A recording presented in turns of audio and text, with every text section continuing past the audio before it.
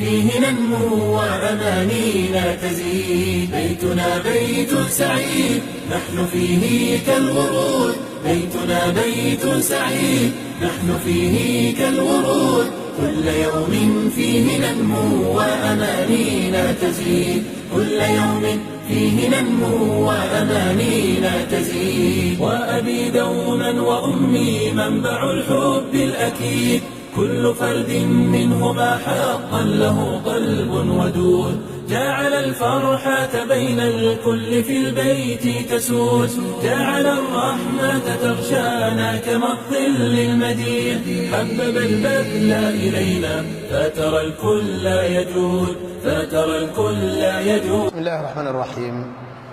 إن الحمد لله نحمده تعالى ونستعينه ونستغفره، ونعوذ بالله من شرور أنفسنا ومن سيئات أعمالنا. من يهده الله فلا مضل له، ومن يضلل فلا هادي له. وأشهد أن لا إله إلا الله وحده لا شريك له، إله الأولين والآخرين. وأشهد أن نبينا وحبيبنا وقائدنا وقرة أعيننا محمد بن عبد الله صلى الله عليه وسلم وعلى آله وصحابته أجمعين. أما بعد، أحبائي في الله، أحبكم في الله. horta ilaahay daraaddii baan idinku jeclahay subxaanahu jalla wacalaa. waana darajo aad iyo aad u sarraysa, waana darajaadka lagu gaadho carshuraxmaan hooskiisa in la hoos harsado. ilaahayna waxaan ka baryaa anigiyo idinkaba inuu kuwaa nagu daro, wejiyadeennana uu naarta ka xoreeyo. qodobka ama mawduuca la qoondeeyey inaan wax ka tilmaamo waa mawduuc aragtidayda aad iyo aad muhiim u ah. waxaa la yidhaahdaa dhismaha qoys wanaagsan ayaa la yidhaahdaa. waxaan jeclaan lahaa oo codsina iga ah, muxaadarada qaab projector aan u soo diyaariyey, laakiin waa laga yargaari waayey in la wada daawado la arko. hase yeeshee waxaan diyaar u ahay qof kasta oo jecel inaan muxaadarada aan siiyo inaan siiyo. USB qofka haysta waan siin karaa, qofka emailkiisa isiiya waan siin karaa. qaybta koowaad ee muxaadarada ee muqadimada ah waxaanse ka sii jeclaan lahaa qofka qalin iyo buug haysta inuu qorto. waxaan u bixiyey kelimadani laba mawduuc bay ka koobnaan doontaa. qaybta koowaad waa qaybta hordhaca ka ah, waana 39 qodob weeye. waxaana la yidhaahdaa ibaro waan ku barane. qaybta labaadna isbarashadaasii wixii ka dhashay oo aan u bixiyey mafaatiixu tafaahumi bayna azawjayn, furayaasha la ysku fahmo, lamaanuhu ay isku fahmaan. labadaa qaybood bay ka koobnaan doontaa haddii alla yidhahdo subxaana wa tacaala. marka ciddii xoogaa jacayl dareemaysaa soo fadhiisato. ciddii jacayl yardar dareemaysa ama doonaysa inay reer dhisato mustaqbalka, ama xoogaa reerka ka yar hallaysan yahay oo doonaysa hadda inay toosiso, ha soo fadhiisatay insha allahu tacaala haddii alla yidhaahdo. hordhaca wuxuu leeyahay qaybta koowaad ibaro waan ku barane. qaybtan waxaan isticmaalayaa 39 qodob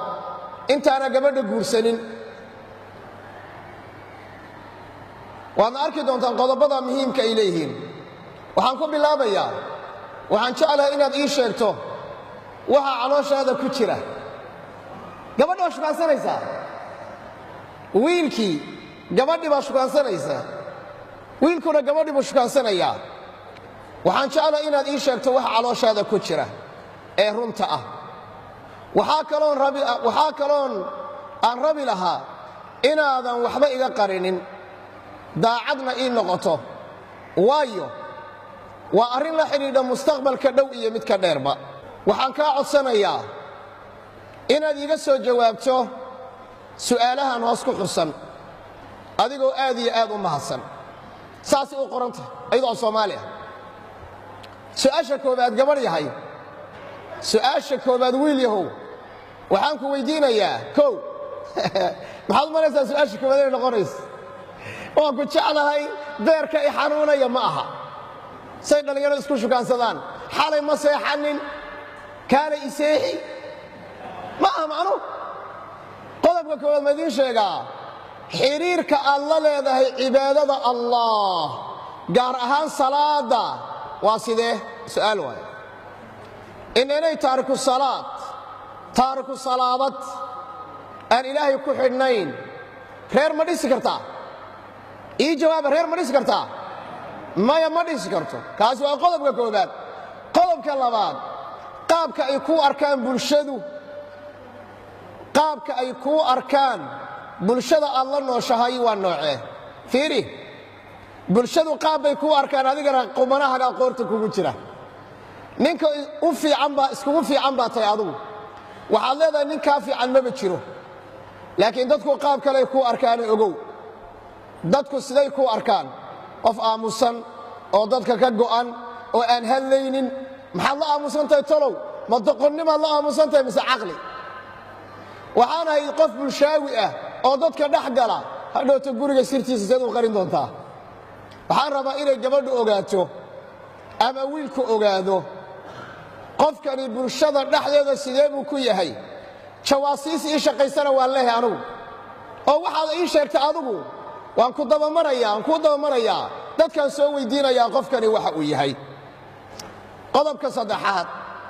maxaa balwad kuu ah oo aad xiisaysaa ii sheeg ma kubad baad jeceshahay ma filimaad jeceshahay gabadhay ma sheekadaad jeceshahay yaa mabaqaad baad cuntaaba geed khanaarkaa miyaad cuntaa yaa maxaad jeceshahay balwad ku ah waa in laga soo jawaabaa mawduuca ii baro waan ku baran baa la yidhaahdaa xataa odayga 70 jirka meesha fadhiya waa anfacaysaa ee islaantiisu isfahmi laayihiin midka dhalinyaradana waa anfacaysaa mid kastoo dhaarsan bay anfacaysaa waxaa la yidhahdaa ii baro waan ku barane maxaa balwad ku ah oo aad xiisaysaa waa qodobka saddexaad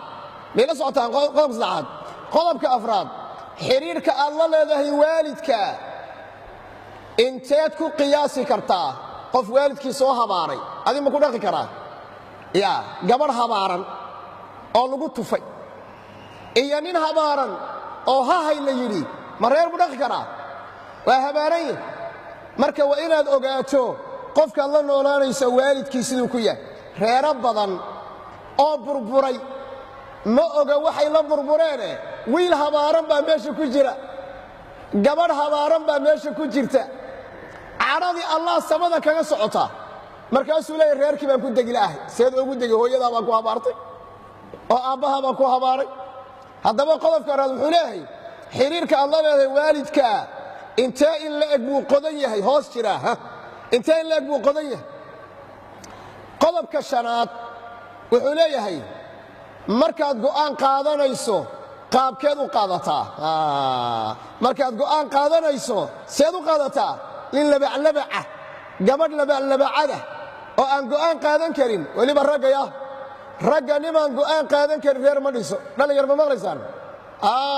nimaan go'aan qaadan karin reer ma dhiso laabudda waa inaad tahay nin go'aankiisa ku kalsoon markaad dadka la tashato kadib qodobka lixaad wuxuu leeyahay fasaxyada iyo xilliyada firaaqada maxaad u isticmaashaa waqtiyaalkaad firaaqada tahay maxaad qabataa waa muhiim waxaan rabaa inaan ogaado talow markaan fasaxa nahay ma anaad igu mashquuli doontaa ma anigaad meel i geyn doontaa ma anaad turki i geyn doontaa ma anaad diyaaro i saari doontaa ma anaa ila sheekaysan doontaa ma anaad maqaaxiyaa i geyn doontaa ma anigaa suuqa ila soo wareegido aniga carruurtayda mise meel kale kaaga caddahay fasax baana gabadhan waa sidoo kale xilliyada aad fasaxa tahay maxaad qabataa waa qodobka lixaad ogaada qodobka toddobaad dhegaysta ma jiraan xanuunno khaasa oo aad qabto ii sheeg hadday 10 meelood lagaa soo qalay oo adiga dhanba jirkaagii karkaran yahay oo hadhowta markaad guriga igu soo gasho aad ii dimaato uu nin maad moodo maro la tolay hadhowta xaggeed aadi sooma haddii markii guriga aad soo gasho ayba soo baxdaba ninkani inuuba sonkor midda ugu sarraysa iyo dhiikar meedka ugu sarreeyaa soo maaha ilaahay hana caafiyo ya gabar baa nin guriga loo geeyo habeenkii saa guriga loo gelay bay suuxday dhakhtarka markii la geeyay waxa la yiri gabadhana asmay qabtayba maxaad u sheegi weyday asmayna qabtay ina habeenkii arooska waa suuxday cudurradu waa wax jiri kara dhalinyaro su'aal baad weydiinaya run iga jawaaba markaad gabdhaha shukansanaysaan su'aalan ma weydiisaan beerka ay xanuunaya sabab taasaad ku mashquushaan su'aalahan waa su'aalo muhiima weeye si fiican u dhagaysta waana waxa uu guryaha nooga dumay ogaada ma jiraan xanuuno khaasa oo aad qabto ii soo sheeg qodobka 8aad waad la yaabi doontaan ma khuurisaa habeenkii maxaa dhacay haddayba anigu aan ahay dadka markay hurdadu ka tagto aan seexan karin mar labaad adiguna khuuradaada deriska laga maqlayo soo jeedkaa badan hadhowta xanuun baa igu dhalan doona iisii sheeg marka inaad khuuriso oo khuuro weyn aad leedahay khuurada quruxda badan lama sheegayo xaragada khiiq ah khuurada waxaa sheegaya maxaa la yidhahdaa deriska iyo colka iyo markay yimaadaan haddaa ninkaa laftiisa khuurada weyn colaad markay dhacdo waxaa weeye asaga ragga lagu hordilaya saa daraaddeed waa inaad doodo gabadhay ma khuurisaa laakiin khuurada ragga u badan sooma qodobka 9aad dhagaysta cuntada nooceeda ugu jeceshahay adeer ninkaagan indhaha waaweyn haddaada gabadha weydiinin cuntada aad jeceshahay sidaan horay u sheegnay wax badan ku celnay bariis baasto dalac bilaash haye dhowr jeer waan ku celinay hadhowta maxaa dhacaya haweenku inay dhahaan sheekhow nimanka Soomaaliyeed jacayl waxba kama yaqaanaan sax waa nimay ayadu toogatay waa nimad adigu dishay gabdhaha waxaan ku dhahaa ragga waa la nafaqeeyaa fiiriyo su'aal haddaan gabdhaha way iga fog yihiin aan hal su'aal weydiin lahaa waan jeclaan lahaa oo aan codkooda maqli lahaa oo gabadh walba aan ku dhaho caruurta guriga joogta yaa caruur ilmahe ugu yar yaa caruurta guriga ku joogta ilmahe ugu yar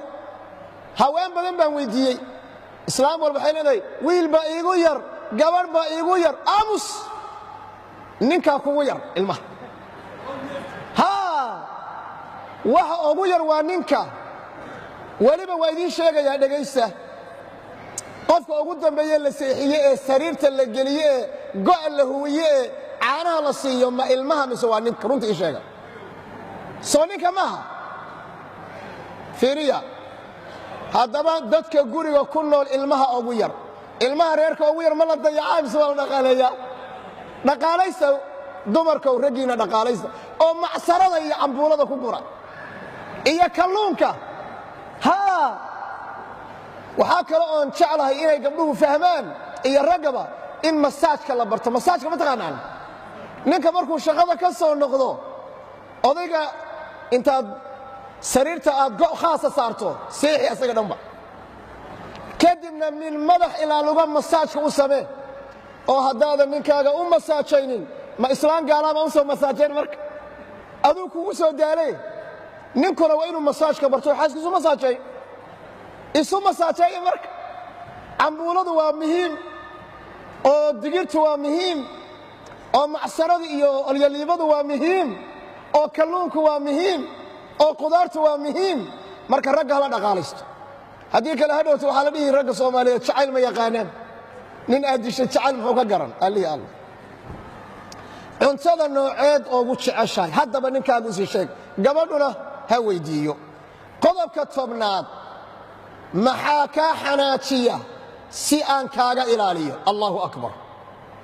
qodobka waan ku celinayaa leesh lianna waa qodob muhiima war haddaan xanaaqo haddii aad xanaaqdo war qorta dee darsiga ونيون شيخ محمد عبد الخير اللاسي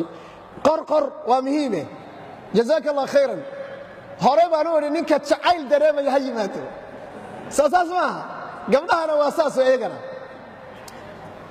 وحان دوني يا مركا إنا أنه انتظى محاد كا حناتشية سيان كاقا إلاليو هذا إيسي شيك waxaad wada aniga waxaasan ka xanaaqaa oo waxaasan ka liis dheer u soo qor gabadha liis u soo qor aniga waxaasan ka xanaaqaa iga ilaali gabadhana ha dhahdo nimo wiil yahow anigana waxaasan ka xanaaqaa ilaahay baa idinku dheeriyey caawa haddaad tagto maxaa la saydaniyada ama farmarsiga markaad tagto farmashiyaha oo aad daawo ka soo gadato soo warqad lama socoto warqadaasaad u isticmaali lahayd soo saas maaha ma idinla tahay yaa wax walba waxaa loo sameeyey nidaam masaajidada nidaam lagu kala socday leeyihiin reer dhan oo dhismaya wuxuu ku kala socdo ma lahan masaasan qiyaasaynaa laa reerku wuxuu kala socdu leeyahay horta seen kuu aqaana haddaad xanaaqdo waxaad ka xanaaqdo seen ku garanaya horta anugu waa su'aal da'weyne yaa ii sheegi kara waxaad ka xanaaqdo ii sheeg waxaad ka xanaaqdo adigana soo gudb waxaad ka xanaaqdo waa qodobka tobnaad weeye waa muhiim meel ku qorto qodobka tobnaad qodobka tobnaad haddii aad xanaaqdo maxaa daawo kugu ah oon kugu dejiya waad xanaaqdo soo maaha gabadhi baa waxay tidhi haddaan xanaaqo sariirtaan galaayo waan isduuduubaa waan seexdaa laylama hadlo sax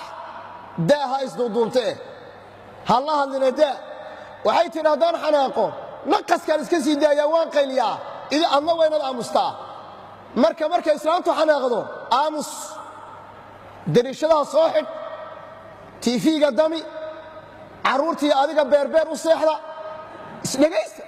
islaantu ha qaylido mar xagga ha kuu dhaafto mar xagga ha kuu dhaafto afka abuur ha ka kiciso ayadaa marka dambe iska kaca ku dhihi leesh li'anna marka hore isku ogeydeen sooma waxay ku degtay waa inta laakiin haddaad maxaad la qaylaysaa ifur hal baan kugu furay ii dhammaystir saddexdaan kugu furay maxaad sugaysaan marka maba lays yaqaaneen ninkii baa wuxuu yidhi haddaan xanaaqo waan baxaayo raggaan la soo sheekaystaayo masaajidada iyo maqaaxiyaan tagaayo hadhowta anigoo ubax ku wadan ku imaanaya iyo shukulaato daa ninka iridda ha u istaagin ha soo cara baaba'ee daa warka ayaa samayn karaa waa ciddan waxaan fahamsan weeye laakiin ma garatay radda reerani waxay nooga dumayaan waa dadaan weli isbaranin weeye ayib qodobka labiyo labaatanaad ma tahay qof jecel nadaafadda jirka dharka guriga iyo gogoshaba haddaan nadaafadda aan laisku waafaqin haddee guri yaabla ayaa lagu noolaanayaa qodobka 13aad kuweed ugu jeceshahay in la xiriiriyo ehelka iyo saaxiibada yaad jeceshahay gurigaaga inay imaadaan saaxiib ahaan marka laga hadlayo gabadha u sii sheeg saaxiibbo badan baa guryo dumiyey guryo waxaan garanaynaa ay saaxiibbo dumiyeen li'anna lagama wada hadlin gabadhii saaxiibbay la socotaa uusan ninku jeclayn ninku wuxuu la socdaa saaxiibba ayna gabadhu jeclayn war ninkaa ma jeceli qaar baa acazakumullah wax la sheega ma aha barnaamij ila tali la yidhahdoon isticmaalo ayaa waxaa in badan lay weydiiyaa saaxiibtay ayaa ninkaygii iga shukaansatay haye saaxiibkay fiiri saaxiibka ninkayga saaxiibkii ayaa guriga iigu imaadoo wuu ii hunguriyeeyaa subxaan allah soo waxaa marka hore in bannaanka la marya maaha war gurigan yaa saaxiibkaoo soo gelaya waa kuma waa qodob isagana aad iyo aad muhiima weyan qodobka 14aad qaabkeed u jeclaan lahayd inuu arooskeennu u dhaco aroos aan laga wada hadlin waan ku jeclahay waan kaa helay arooskii baa la gaadhi mar alla markii arooska la gaadho waxay leedahay adeer anigu arooskay waxaan rabaa hotel in lagu qato maxaa la dhahaa maxay 5 star ani waxaan rabaa adeerkay oo Canada degan iyo ayayda Ingiriiska degan iyo maxaa la yidhaha abtigay oo halkaa degan inay ka soo qayb galaan haye kooxdii muusigada iyo islaantii buraanburaysay iyo maalinta dhallinyarada iyo maalinta haweenka iyo maalinta siisagootinta ayaa meeqa kharash baa ku baxday ii sheega qodobkan waxaan kaga niqaashi doonaa galabta 6da galabnimo markii la gaadho barnaamij dhallinyarada loogu talagalay bas ah oo magaciisa la yidhaahdo dhallinyarada guurka maxaa ka hor taagan hadday isguursadeenna durba maxay isu furaan ayaan kaga niqaashi doonaa haddii alla yidhaahdo oon jeclay inaad si fiican aad nogala qayb qaadataan haye arooskeennu qaabkee u dhacayaa anigoon ku guursanin waa inaan ka heshiinaa haddaan ku arko inaad micyo dhaadheer leedahay waxaan ku leedahay abbaayo duurka gal mid yaroo aan isfahmaynaba imaanayse sax sooma ayib qodobka kale wuxuu leeyahay meherkaagu waa meeqa aye waxaa jira meher la yidhaahdo ii maqashii ma maqasheen ii maqashii ha la yidhaahdo magaaladan oslo la yidhaahdo gabadhi ugu meherka qaalisanayd weeye allahu akbar iigu dhawaaq kolba ima siin doonee laakiin kaamirada ha ii gasho facebookga ha lagu faafiyo in hablaayo intaa lagu meheriyey shaytaanku sidoo ugu ciyaaray fiiri galabtan kaga hadli doona haddii alla yidhahdo qodobka 16aad yaad la socotaa oo saaxiibba la tahay aniga saaxiibbadaadaan raba inaan hadhowta kugu qiyaaso dadka aad saaxiibbada la tahay qodobka 17aad waan ku jeclahay maxaa laga wadaa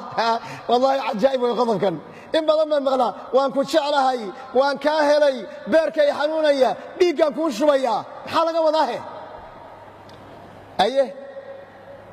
haddaan weydiiyo ninkaas odayga ah ninkaasaan sheegayaa ninka haddaan su-aasha weydiiyo mise ninkaasaan weydiiyaa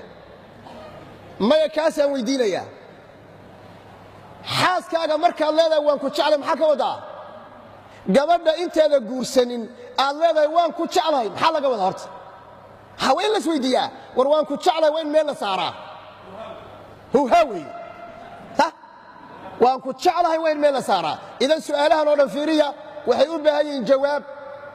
mar dhowna waxaa arki doontaan innagoo intaan weeb u samaynay oon su'aalahan jawaabo ku soo qornay qofku intuu jawaabahan galo su'aalahan uu qoro kadibna warqad kuu soo baxaysoo ku dhahaysa adeer weli maa guursan kartidee dib ugu noqo koorsaa lagu siinayaa gabadha ordaysaale nin baan guursanayaa adeer horta bal shuruuddan soo buuxi nin kale horta waan guursanayo horta bal shuruuddan soo buuxi okay yaad la socotaa waan ku jeclahay maxaa laga wadaa qodobka 18aad haddii uu yimaado khilaaf sideed u xallin doontaa qaabkee goobtee xilligee waa muhiim jiddan wey malaa'ig isma guursanin waxay isguursadeen waa bashar caadi ah haddaba haddaan isguursanno khilaaf imaado waxaan rabaa inaan ogaado khilaafka saad u xallin doonto goobtaad u dooran doonto qolka jiifka waxa laguma xalliyo qolka jiifka hoolo waaweyn oo kale u yaalla dadka qaar baa waxay ku xisaabtamaan qolka jiifka haddaay hadalka maxaad ii lahayd markaasaa hurdadii ninkii ka tegaysaa oo gabadhii ka tegaysaa markaasuu xagga isu gedinaya or qolka jiifka nidaam baa loogu talagalay dhalinyaro xaggee wax lagu xalliyaa fadhigaa lagu xalliyaa goobtee lagu xalliyaa xilligee la xalliyaa ma markaan xanaaqsanahay ma markaan shaqada ka soo galo ma markaan daallanahay ma markuu madaxii xanuunayo ma markay goormaa la xalliyaa saacaddee la xalliyaa meeshee lagu xalliyaa warkaas su'aalihiinta aloway adeer ninka qoslayow shaqada arrida ku taallaa ka jiifso qodobka 19aad qaabkeed u fahansan tahay barbaarinta ubadka adeer carruur hadduu allana siiyo qaabkeed u fahansan tahay meeqa kitaab baa soo akhriday meeqa dawraad soo qaadatay meeqa muxaadaraad soo dhegaysatay horta ilmaan dhalayaa ma ahane horta ilmo in la barbaariyo maxaad u fahansan tahay qodobka 20aad dhaqaalaha reerka sideed u qorshayn doontaa mustaqbalka dhow iyo mustaqbalka dheerba adeer reerkani waa dawlad reerkan dawladda ah dhaqaalihiisu xagee ka soo gelayaa habeen dhoweyd waxaa lay weydiinayey sheekhow waa ninaya xaas baan ku qabaa ameerika midna soomaaliyaan ku qabaa tii ameerika joogtay waxay leedahay waxba ha shaqaynina guriga noo joog adeer haddaadan shaqaynin maxaad qabanaysaa ma islaanta war annagaa wax aragnay hadda ka hor Soomaaliya xoolaha dumarka ruwaaba ka sheeg Soomaalida maqal xoolaha dumarka ruwaaba ka calacalay ruwaaba neef ari aqaaday islaantu markay artay ruwaaba waxa Allah waa kii neefkaygii cunay ruwaaba wuxuu yiri wallah haddaan xoolaha dumarka xoolaha ka aqoon lahaa maba cuneen adigana markaas doonaysaa inaad maxaa la yiraahdaa aad haweenka waxooda cunto war haweenka waxooda loo daayo oo hala shaqaysto waa muhiim qodobka marka qaabkee qodobka 20aad dhaqaalaha reerka sideed u qorshayn doontaa aan isku waafaqno qodobka 21aad mustaqbalka fog xagee jeclaan lahayd inaad ku noolaato adiga iyo xaaskaagaba maxaa mustaqbal noo ah waa qodobka 22aad weeye qodobka 22aad qalbiga halkan ii soo jeesta marka qalbiga ii soo jeesta wax yar ii soo jeesta qalbiga xaaskaagu dhash ninkaagu hadduu isxidho qalbiga ninkaagu ama gabar yahay ama nin yahow qalbiga xaaskaaga hadduu isxidho maxaa lagu furaa meeqa furaad haysataa yaa meeqa furaa qalbi isxidhay in lagu furo meeqaad u haysataa adeeradaa su'aasha lagaa rabaa aye qalbiga waa isxidhay furaan u baahannahay marka haddaadan furan aqoonin qalbiga adeer iska luge haddee iska luge qalbi isxidhay wixii lagu furi lahaa waa in la helo weeyaan qodobka 23aad maxaa kobciya allah kan waa cajaa'ib dhegaysta kan indhaha isku qabtaan mar caadi maaha kan khatar weeye wuxuu yidhi maxaa kobciya jacaylka kana dhiga beer qurux badan iyo biyaha badda oo kale yaa salaam haye waxaa suuraysataa beer qurux badan iyo biyaha badda jacayl ahoo adiga xaggaa ka soo burqanaya haye weli suuqa lagu gado ma tagtay biyaha jacaylka lagu waraabiyo weli ma soo iibsi jacaylka maxaa lagu waraabiyaa dhulka maxaa waraabiya biyo soo maaha ayaa jacaylka maxaa waraabiya adu ma is weydiisa jacaylka in la waraabiyo malab ah yaa jacaylka maxaa waraabiya waa inaad biyaha noocaas raadisaa qodobka 24aad aniga iyo adiga maxaan isku raacsannahay oo naga dhaxeeya horta su'aal aniga adiga maxaa naga dhaxeeya ayuutan wada gelinaa soo moogid shaloongaan wada gelinaa sooma maxaa naga dhaxeeya wax walba soo nagama dhaxayn karo haddee waad yaabaysaan wax naga dhaxeeya haddaa idiin sheego xataa candhuufta naga dhaxaysa allah nabigu intuu biyo cabo oo saa u wareejiyo ay caaisho saa u wareejiso ayaa meeshuu nabigu ka kabaday ka kaban jirta allah keligaa waad dhali weyday anna keligay waan dhali waayey shahwadaa naga dhaxaysa haddee ma waxa naga dhaxaynin baa jira adi keligaa ma dhali kartaa anigu keliga ma dhali karaa saan shahwada iskugu darsannay wax walbaa nooga dhaxeeya idan qodobka 24aad aniga iyo adiga maxaan isku darsannaa oo naga dhaxeeya qodobka 25aad reerka maamulkiisa yaa xaq u leh kan dhagaha u fura reerka maamulkiisa yaa xaq u leh reerka yaa madaxweyne ka ah war heedhaha gaariga yaa wadaya tareenka yaa wadaya diyaaradda yaa wadaya ma gabadhaa wadda mise ninkaa wada mise waan wada wadnaa bal shaydaanka iska naar horta soo saas maaha idan waa su'aal qaangaadha weeye su'aashaan waa qaangaadh la socda 15 sanay dhaaftay reerka maamulkiisa yaa xaq u leh ii soo sheeg wareedhe gabadha intaana shukaansanayaba haddaanan arrintaanana ka wada hadlin haddii hadhowta maxaa dhacaya yaa waad isiin doonaa waxaasoo dhan waa ka niqaashi doontaan insha allah qodobka 26aad wada tashiga lamaanaha maxaa laga wadaa aan wada tashanno maxaa laga wadaa aan wada tashanno ayib aan wada tashanno maxaa laga wadaa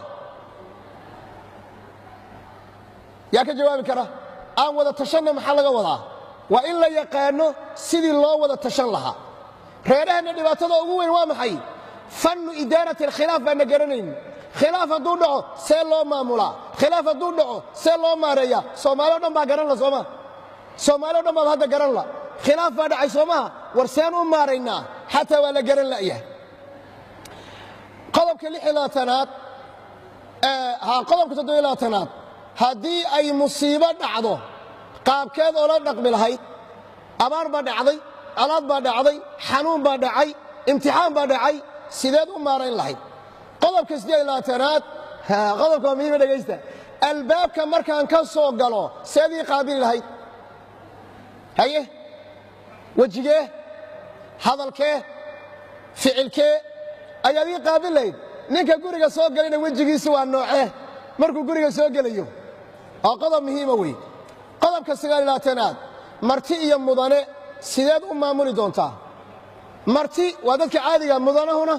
waa dadka qaraabada siiya maalan sideed u maamuli doontaan marti iyo mudane qodobka soddonaad ballanta kowne cadaaladda xuquuqda runta iyo dareenka mas'uuliyadeed maxaad u taqaanaa waxaan rabaa inaan ogaado ballan maxaad u taqaan cadaalad maxaad u taqaan xuquuq maxaad u taqaan run maxaad u taqaan mas'uuliyad maxaad u taqaan labada qof ayagoon isguursanin waa inay masaa'ilka imtixaan ay ku galaan si ay go'aan uga gaaraan ama ninku go'aan uga gaari karo gabadhan ma tii kugu habboonayd baa wiilkani ma kii kugu habboonaabaa dhalinyaro mila socotaan si fiican su'aalahan waa muhiim waan sheegay qofka raba haddaan siinayaa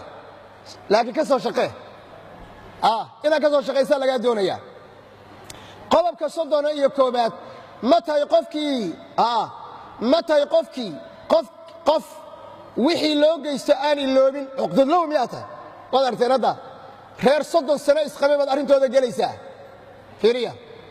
reer 30 sano isqabay ayaa arrintooda gelaysaa markaasay leedahay shabadaan waagaan deganayn goormay ahayd waayo wax laga soo tegey ayay ku leedahay waxa ninkiina wuxuu leeyahay hadalkaad waagaa i tidhi dikru ljafaa bacda safaa jafaa waa sidaas weeye qodobka 32 sirta guriga noocad u taqaanaa sirta guriga noocad u taqaanaa sirta guriga ma la fahmo culama allahi inteed u taqaanaa laakiin annaga sirta guriga waxaan u naqaanaa maalan hadal la bixiyo soo maaha maya intaa keliya maaha haddaan arko ninkii oo meelaha la iskugu imaado ku daahaya oo jecel inuusan gurigiisa aadin ninkaas sir buu bixiyey sirtuu bixiyey waa maxay guriga kuma faraxsana islaantu inuu ka seexatuu rabaa islaantu markay seexato inuu guriga soo galuu rabaa soo saas ma sirta siyaalo badan baa loo bixiyaa sirta guriga noocad u taqaan qodobka 33aad ma ii sharxi kartaa tiirarka uu ku taagan yahay reerka wanaagsan reer wanaagsan baa jira meeqa tiir buu ku taagan yahay ii soo sheeg bal islaamku meeqa tiir buu leeyahay soo shan ma laha soo islaamku 5 tiir kuma taagno su'aal guri wanaagsan meeqa tiir buu u baahan yahay haddaana ila aqoonin inta tiira gurigu ku taagan yahay seen u dhisanaynaa guri baad rabtaa inaad dhisato intaasoo tiir ka maqan yihiin oo dumaya marka على طول لكم كنا عيال قلبك صدني أفراد هدان كلك قلبك صدني أفراد هدي مش كده يا قلبك بس هو كدر أصلا مرة عيال أوكي قلبك صدني أفراد هدان كلك جورسد أنا كنت شعل ما حاسمين لهيد هذا أنا كنت شعل معنا إلى ذا يقول هواك وحيو فهمان هبل الواق جورسد وين دعي ماي تاكم الله يو أنا كنت شعل هدان كلك جورسد ما حاسمين لهيد adoon guursanin kala soo hadal waa muhiim annagoo isguursanin baan arrintaa meel isla dhigaynaa biidnillaahi tabaaraka wa tacaala qodobka 35aad raalli ma ka tahay inay xaaskaagu shaqaysato ama waxbarashada sii wadato inay aday ku anfacaysaa soo ma su'aaluhu aad bay u fara badan yihiin ilaa waxaan ku khatimayaa haddaan qodobka 36aad haddaan kaa dalbado inaad u soo guurto magaalada ama waddanka aan deganahay maxaad dhihi lahayd ana waddanka aan deganahay qodobka 37aad waa idiin sheegay waa qodobka ugu dambeeyay mid ka horeeya 37 haddaa yidhi soo maaha waa 38 طيب qodobka 17aad waxbarashada dhanka diinta iyo maadiga halkeed kala maraysaan maxaa taqaanaa wey xagga cilmigaaga qodobka 38aad ma jeceshahay wax akhriska hadduu qofku waxba akhriyin sidee wax loo horumarin karaa qodobka 39aad maxaa u dhaxeeya qabiil iyo qabaliyad keedsa ku dhaqantaa allah yacni hadduusan ninku labadaa kala garanaynin oo nin uun qabiil ka buuxo gabadhii uu gacanta u galo ama gabadh reerkoodaba haddii la soo qaado ayada dhanba reerka waa isdilayaan gebagabadii gunaanadka iyo gebagabadii fiiro gaar ah ugu dambayntii waxaan ilaahay kaaga baryaa qof walba ka kaluu ku leh inuu kuu fududeeyo su'aalahan jawaabtooda waxaana diyaar kuula ah insha allah inaan kaaga jawaabo wixii aad soo weydiiso wada shaqayn wacan wassalaamu calaykum waraxmatullahi wabarakaatu joogta ilmaha ugu yar haween badan baan weydiiyey islaam walba waxay leedahay wiil baa iigu yar gabadh baa iigu yar aamus ninkaa kugu yar ilmaha waxa ugu yar waa ninka weliba waa idiin sheegayaa dhegaysta qofka ugu dambeeye la seexiye ee sariirta la geliye ee go'a la huwiye ee caanaha la siiyo ma ilmaha mise waa ninka runta ii sheega soo ninka maaha fiiriya haddaba dadka guriga ku nool ilmaha ugu yar ilmaha reerka ugu yar ma la dayacaa mise waa la dhaqaaleeyaa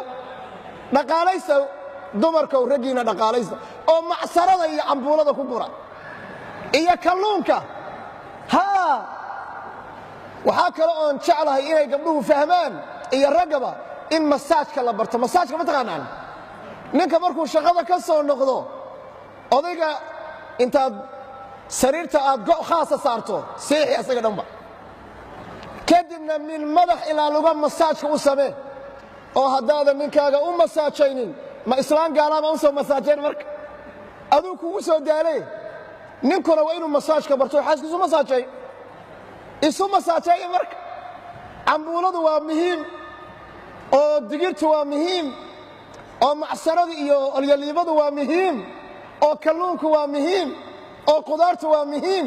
marka ragga hala dhaqaalaysto haddii kale hadhowta waxaa la dhihi ragga soomaaliyeed jacayl ma yaqaanaan nin aad dishay jacayl muxuu ka garan allihii alla cuntada nooceed oogu jeceshahay haddaba ninkaagu sii sheeg gabadhuna ha weydiiyo qodobka tobnaad maxaa kaa xanaajiya si aan kaaga ilaaliyo allahu akbar qodobka waan ku celinayaa leesh lianna waa qodob muhiima war haddaan xanaaqo haddii aad xanaaqdo war qorta dee darsiga wan sheekhaas cimaamadda cad khayr allah siiyo qor waa muhiime jazaaka allah khayran hore baan u idhi ninka jacayl dareemaya ha yimaado saas maaha gabdhahana waa saasoo iyagana waxaan doonayaa marka inaan dhaho cuntada maxaad kaa xanaajiya si aan kaaga ilaaliyo hadda iisii sheeg waxaad wadaa aniga waxaasaan ka xanaaqaa oo waxaasaan ka liis dheer u soo qor gabadha liis u soo qor aniga waxaasaan ka xanaaqaa iga ilaali gabadhana ha dhahdo nima wiil yahow anigana waxaasaan ka xanaaqaa ilaahay baa idinku dhaariyey caawa haddaad tagto maxaa la saydaniyada ama farmarsiga markaad tagto farmashiyaha oo aad daawo ka soo gadato soo warqad lama socoto warqaddaasaad u isticmaali lahayd soo saas maaha ma idinla tahay yaa wax walba waxaa loo sameeyey nidaam masaajidada nidaam lagu kala socday leeyihiin reer dhan oo dhismaya wuxuu ku kala socdo ma lahan ma saasaan qiyaasaynaa laa reerku wuxuu ku kala socdu leeyahy horta seen kuu aqaanaa haddaad xanaaqdo waxaad ka xanaaqdo seen ku garanaya horta anugu waa su'aal da'weyne yaa ii sheegi kara waxaad ka xanaaqdo ii sheeg waxaad ka xanaaqdo adigana soo gudb waxaad ka xanaaqdo waa qodobka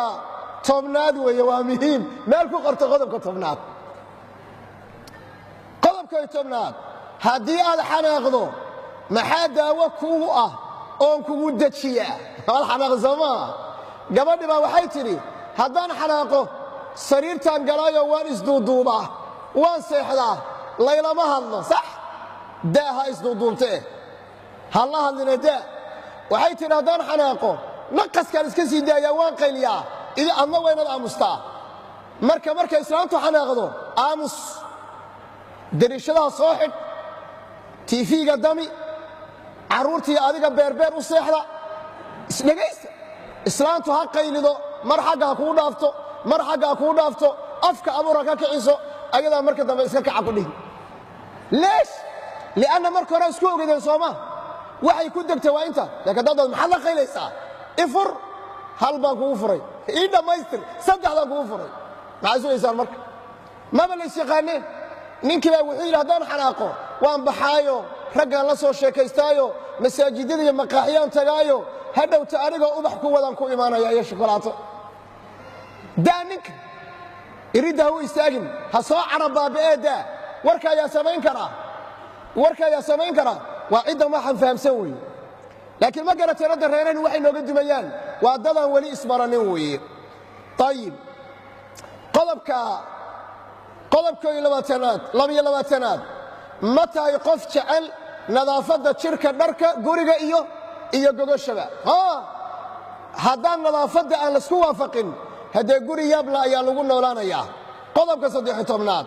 kuweed ugu jeceshahay in la xiriiriyo ehelka iyo saaxiibada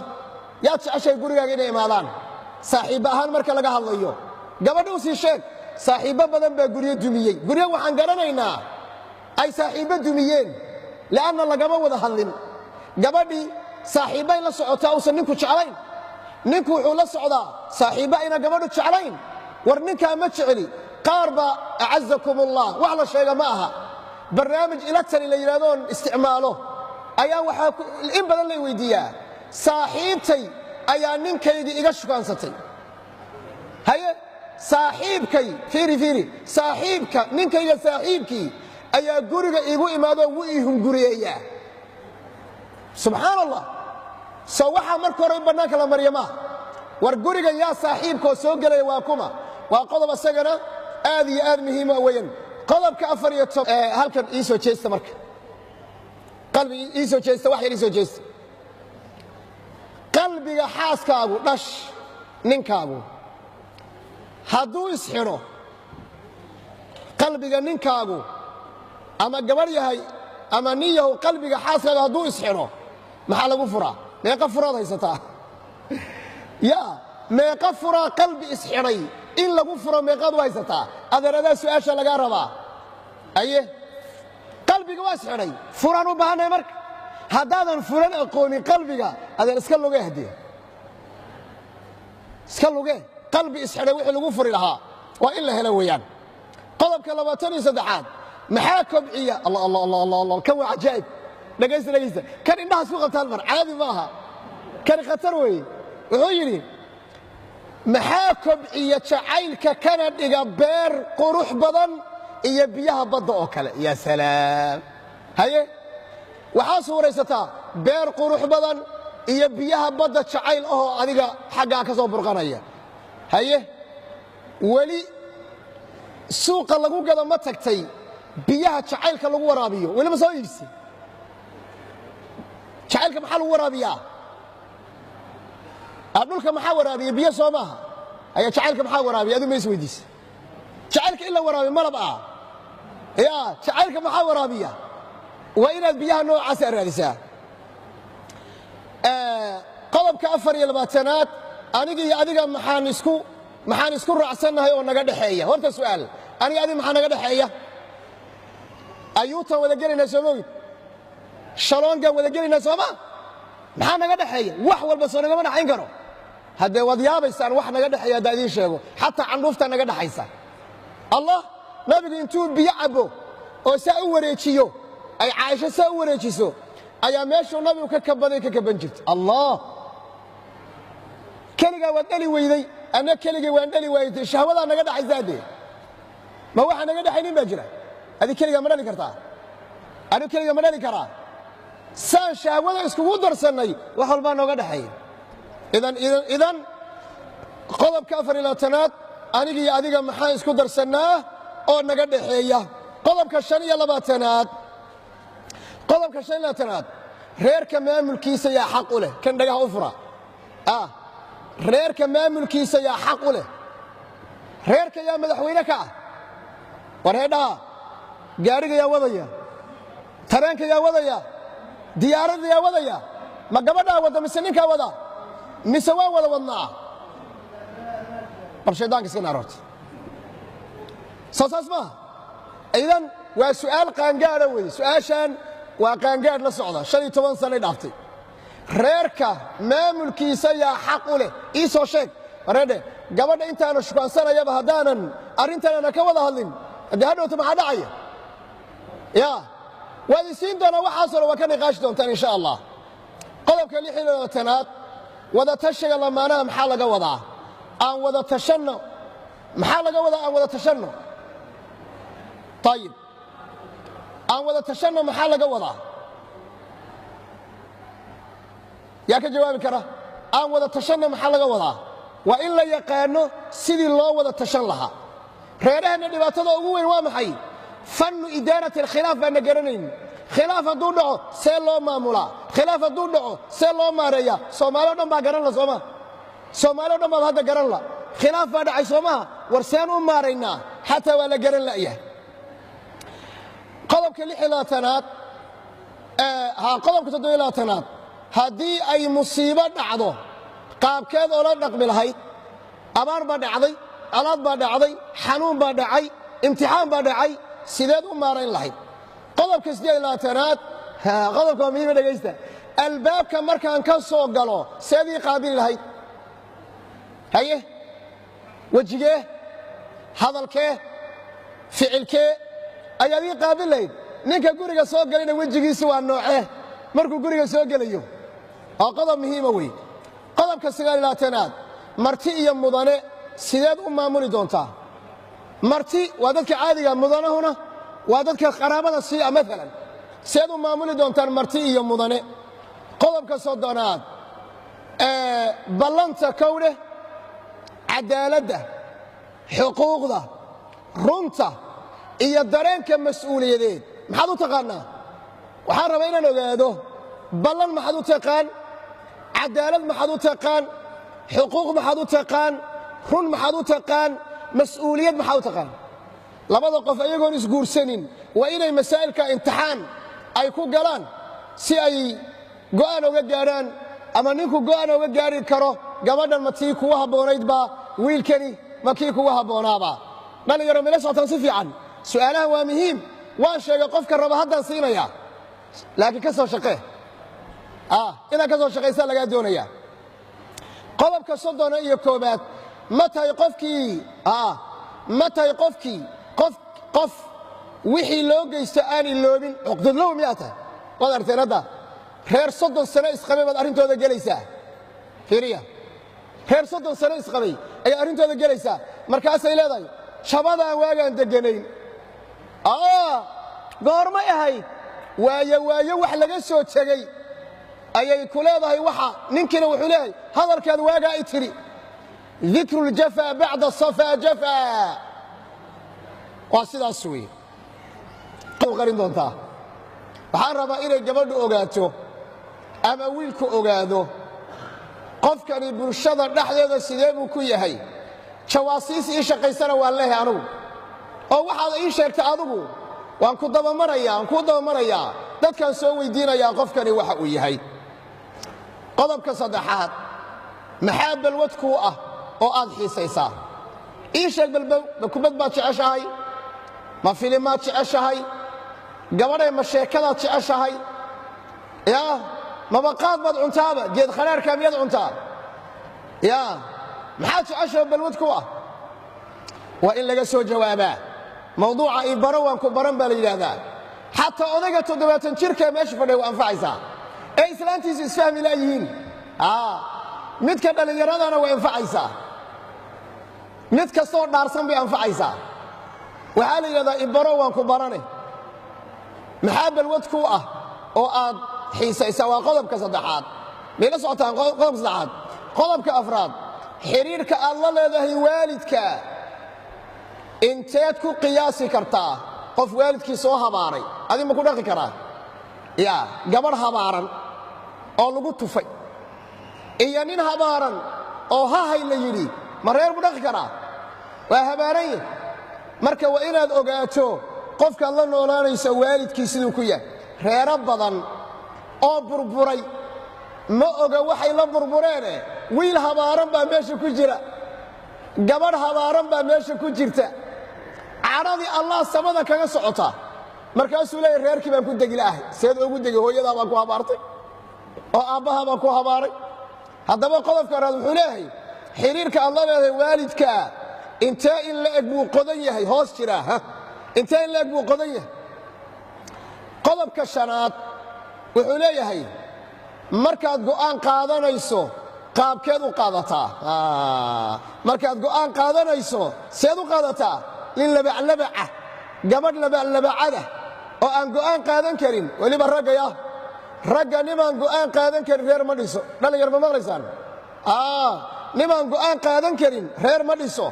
laabudda waa inaad tahay nin go'aankiisa ku kalsoon markaad dadka la tashato kadib qodobka lixaad wuxuu leeyahay fasaxyada iyo xilliyada firaaqada maxaad u isticmaashaa waqtiyaalkaad firaaqada tahay maxaad qabataa waa muhiim waxaan rabaa inaan ogaado talow markaan fasaxa nahay ma anaad igu mashquuli doontaa ma anigaad meel i geyn doontaa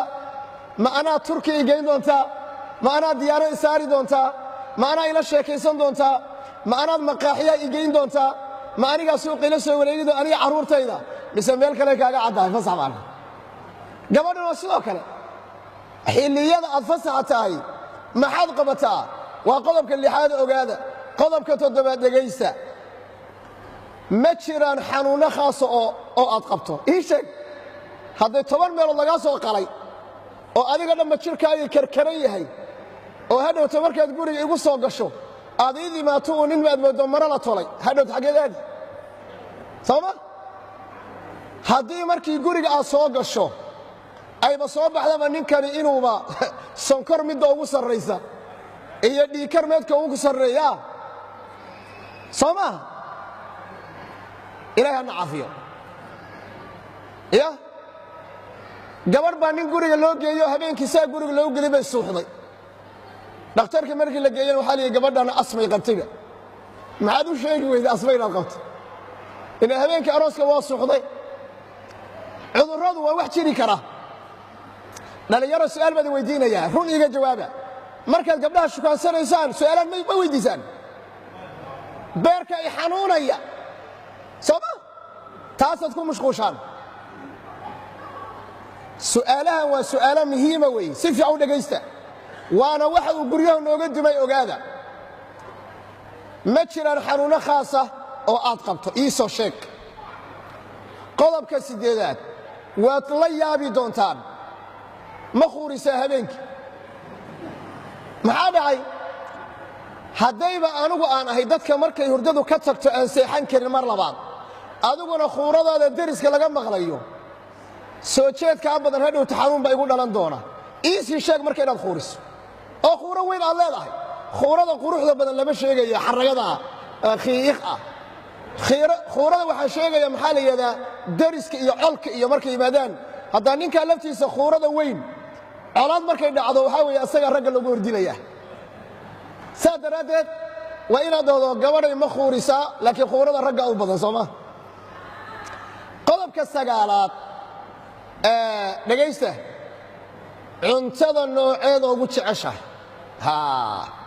adeer ninkaagan indhaha waa weyn haddaada gabadha weydiinin cuntada aad jeceshahay sidaan horay u sheegnay wax badan ku caynay bariis baasto dalac bilaash haye dhowr jeer waan ku celinay hadhowta maxaa dhacaya haweenku inay dhahaan sheekhow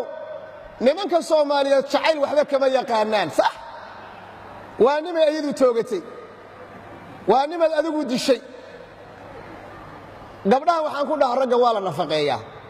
fiiriyo su'aal haddaan gabdhaha way iga fog yihiin aan hal su'aal weydiin lahaa waan jeclaan lahaa oo aan codkooda maqli lahaa oo gabadh walba aan ku dhaho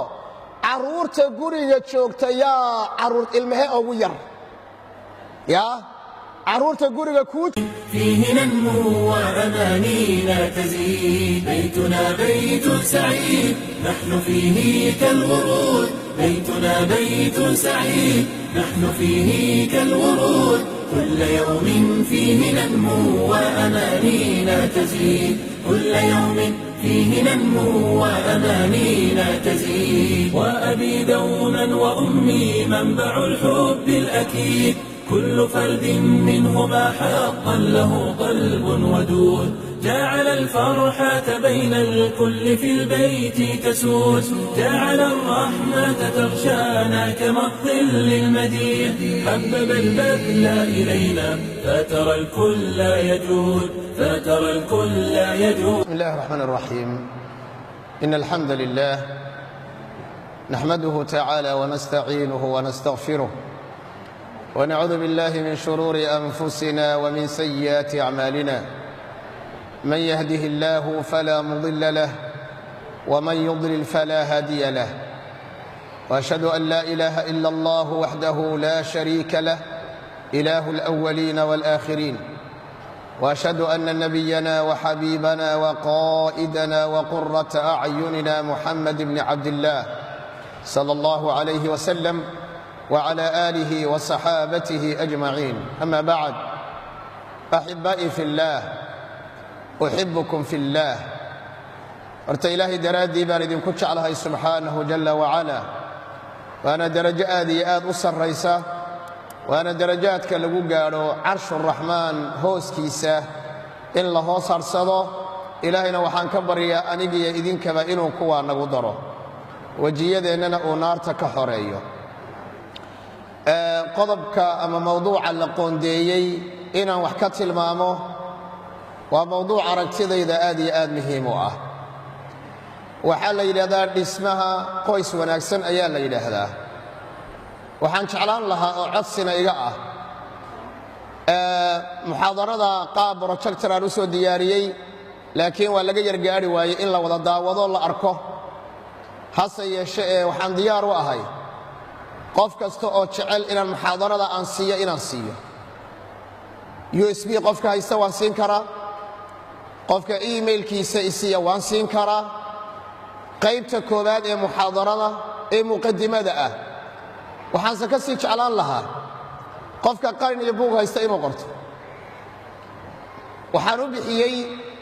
kelimadani laba mawduuc bay ka koobnaan doontaa. qaybta koowaad waa qaybta hordhaca ka ah, waana 39 qodob weeye.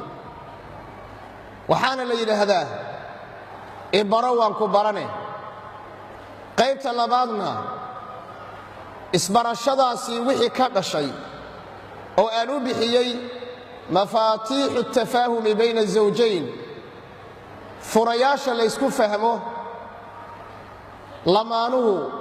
ay isku fahmaan. labadaa qaybood bay ka koobnaan doontaa haddii alla yidhahdo subxaana wa tacaala. marka ciddii xoogaa jacayl dareemaysaa soo fadhiisato. ciddii jacayl yardar dareemaysa ama doonaysa inay reer dhisato mustaqbalka, ama xoogaa reerka ka yar hallaysan yahay oo doonaysa hadda inay toosiso, ha soo fadhiisato insha allahu tacaala haddii alla yidhaahdo. hordhaca wuxuu leeyahay qaybta koowaad ibaro waan ku barane. qaybtan waxaan isticmaalayaa 39 qodob intaana gabadha guursanin. waadna arki doontaan qodobada muhiimka ay leeyihiin. waxaan ku bilaabayaa, waxaan jeclahay inaad ii sheegto waxa calooshaada ku jira. gabadhi baa shukaansanaysaa, wiilkii gabadhi baa shukaansanaysaa, wiilkuna gabadhi buu shukaансanayaa. waxaan jeclahay inaad ii sheegto waxa calooshaada ku jira ee runta ah. waxaa kaloon aan rabi lahaa inaadan waxba iga qarinin, daacadna ii noqoto, waayo waa arrin la xidhiidha mustaqbalka dhow iyo midka dheerba. waxaan kaa codsanayaa inaad iiga soo jawaabto su'aalahan hoos ku xusan adigoo aad iyo aad u mahadsan. saasay u qoranta iyadoo Soomaali ah. su'aasha koowaad gabadh yahay, su'aasha koowaad wiil yahow, waxaan ku weydiinayaa kow maxaad maraysaa su'aasha koowaad inay noqonayso? waan ku jeclahay, beerka i xanuunaya ma aha. say dhallinyaradu isku shukaansadaan, xalay ma seexanin, kaalay i seexi ma aha macnu. qodobka koowaad ma idiin sheegaa xiriirka aad la leedahay cibaadada allah, gaar ahaan salaada, waa sidee? su'aal waaye. inanay taariku salaabad aan ilaahay ku xidhnayn reer ma dhisi kartaa? ii jawaaba, reer ma dhisi kartaa? maya, ma dhisi karto. kaasi waa qodobka koowaad. qodobka labaad, qaabka ay kuu arkaan bulshadu, qaabka ay kuu arkaan bulshada aad la nooshahay waa noocee? fiiri, bulshadu qaab bay kuu arkaan, adigana qumanahagaa qoorta kugu jira. ninka u fiican baa iskugu fiican baa tahay adigu, waxaad leedahay nin kaa fiican maba jiro. laakiin dadku qaab kale kuu arkaan, ogow. dadku siday kuu arkaan? qof aamusan oo dadka ka go'an oo aan hadlaynin. maxaad la aamusan tahay talow? ma doqonnimaad la aamusan tahay mise caqli? waxaan ahay qof bulshaawi ah oo dadka dhex gala hadhowta guriga sirtiisa sadnaad